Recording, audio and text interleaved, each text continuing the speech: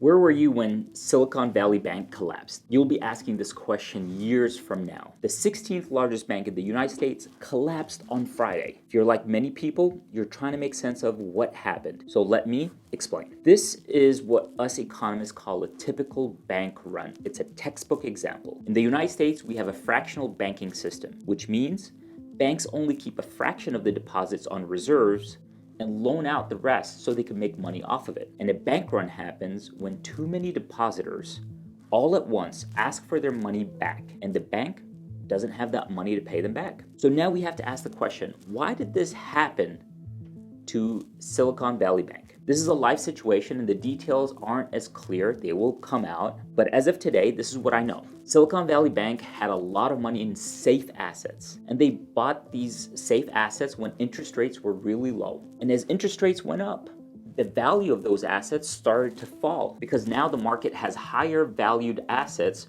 where you could put your money in it and earn a higher return. It's been my position that the interest rates have been going up too fast, and this is an example of what might happen. Silicon Valley Bank's balance sheets showed a decrease in the value of their assets, and that caused some of their investors to start to worry. So to appease the investors, they, meaning the bank, wanted to get more cash in. And in doing so, they asked for more investment in the form of stock ownership. And they also sold some of their assets at a loss to get that cash in. Both of these things are normal moves, but they spooked customers, making them wonder if the bank had enough money to pay them back. So what did the customers do?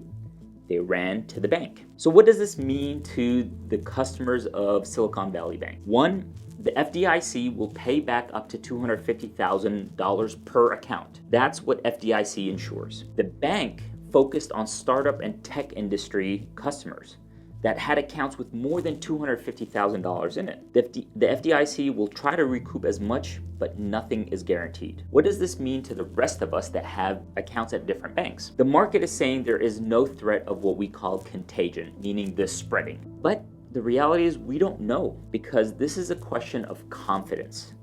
Once we lose confidence, this can spread. What we will need to do is see what happens on Monday and the rest of the next week. In the meantime, keep an eye on the data and make sure to subscribe to this channel. My name is Dr. A. I'm an economist, and I like to make economic concepts accessible to the general public so we could all understand what's happening in the world. So subscribe, leave a comment, and join me as I try to grow this channel and educate the world about the economics in an easy way to understand. See you all next week.